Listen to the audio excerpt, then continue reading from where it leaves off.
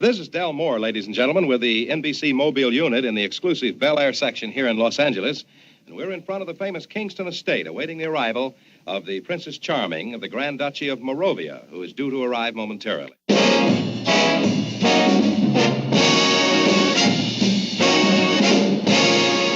I went to New York. I said, Mr. Rockwell, I'm not going to use any ad art for the picture. The only thing anyone will ever see relative to this movie will be a Norman Rockwell. You got it. Sit down. That day, I sat down and he sketched me, and I went away. Then I had Anna Maria go to New York, then Ed Wynn go to New York. They all sat for him, and you saw what he did. Oh, what magic.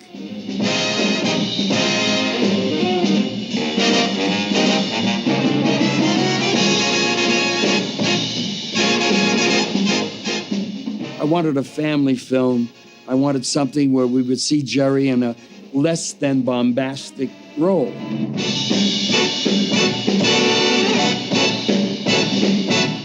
Heidel Tolman never belonged in Cinderfella. Like Rockabye Baby, Cinderfella was directed by Frank Tashlin. Tashlin's first film was Martin and Lewis's movie Artists and Model. He cut his teeth on Warner Brothers cartoons. And Jerry Lewis realized that he and Dean were sort of live-action cartoon characters themselves. He had such a point of view.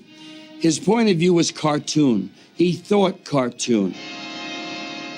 Tashlin also liked this offbeat universe. Jerry Lewis took that and pushed it a little bit further when he began directing his own films. It's all almost surreal to see these actors playing these fairy tale roles and playing them with utter seriousness. The fairy godfather is Ed Wynn. I am your godfather. And having these tough guys like Henry Silva as his stepbrothers. Lewis plays off of all of these characters as the Cinderella character, Cinderfella. Frank, I think, wrote an exquisite script for a comic that had to kind of hold back pretty much. I write too broad, and Frank would write it gracefully and gave it that quality that I wanted. Because you have to be sure that you give an audience a change or a stretch. It was a tremendous success at Christmas time. That's a time when families are getting together. One of the things they do is they go out to see a show, and they don't want to see something heavy like On the Waterfront. Sometimes they just want to bring the family out and see something light and funny and colorful, and Cinderfella fit that bill very, very well. The Cinderella story is something that every child knows from generation to generation. And when you take a Cinderfella with Jerry Lewis and Anna Maria Alberghetti is the beautiful princess, it's funny. It's all almost surreal. You're nobody at all. Jerry sent a photographer up to photograph me, looking very much like Audrey Hepburn, you know, the hair pulled back so that he could convince Paramount that I was right for the part. She was so stunning. She was perfect for what we were doing. Would you be interested in a shoe like this? Please try it on. I'm sure it would fit you perfectly. No, I think that would be just a little too big for me. That movie was Jerry Lewis from A to Z. For example, the musical numbers in the movie with Count Basie, which was such an incredible sound. He knew every single note, every single inflection, and he studied it. Jerry Lewis met Count Basie back when he was a kid because his parents were in show business. He and Basie developed something of a friendship over the years. So when he needed to do something with music, he hired Count Basie's orchestra. And in the context of Cinderfella, it works perfectly because this lavish production, all it needs now is a big band.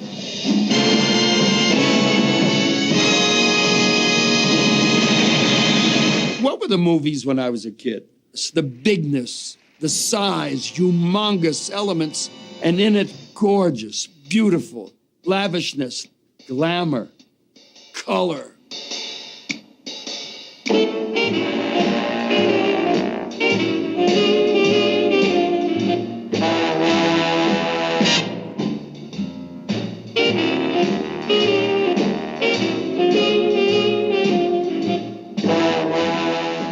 just couldn't believe the color. I mean, I never used color like that.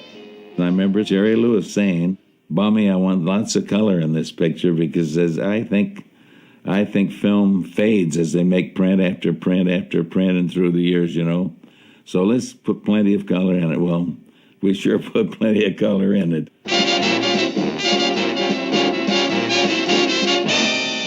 A big set on stage 15. That was a lot of work. That was a big set. I had to work with Jerry and the dance director so that he could do all his dancing on the stair. And as I remember, it was a fairly wide tread and a very short riser, so it made the stairs very long. The entrance, that very amusing entrance into the ball, is one of the best scenes in Cinderfella.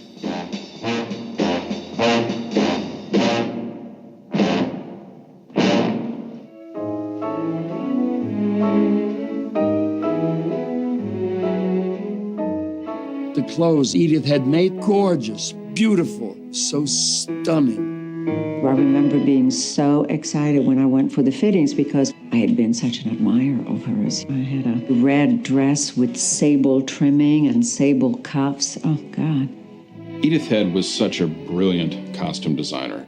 She knew what my dad wanted. She knew what the art directors wanted, the type of quote-unquote Frank Tashlin cartoon colors, and she just turned it into a totally classy piece.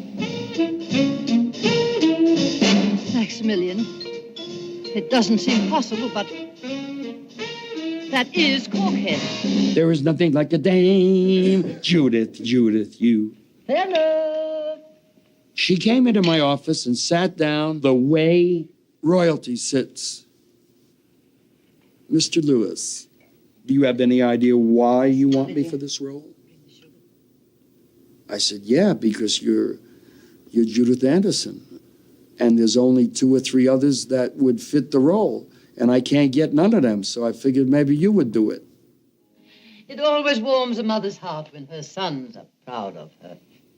She said, but, you know, it's very possible that I am much too expensive.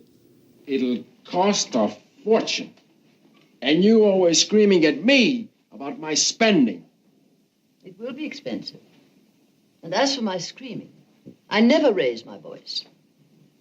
Except for that lunatic we have to put up with. I said, Miss Anderson, apparently you haven't heard, I am very extravagant. And I always go overboard with actors because I've learned years ago, an actor never screws somebody that gave them a present. The next morning, the agent, who happened to have been Herman Citron of MCA, he said, Jer, you're talking about $40,000 a week. I said, really? Well, I'm prepared to pay her $60,000 a week. That was the figure. To show you how what goes around comes around. New York calls me after Cinderfella has been released. They said, Jer, you know what we figured Cinderfella to do, don't you? Domestic U.S.? I said, no. They said, we figured on $3 million, $3.4 million, but the figure is $4.7 million because of Judith Anderson. I said, what are you talking about? He said, Jerry, didn't you hear? She's been touring the country doing Medea. And in every city, she's been on television, in every radio station, and every newspaper man's lap, screaming about your movie and you.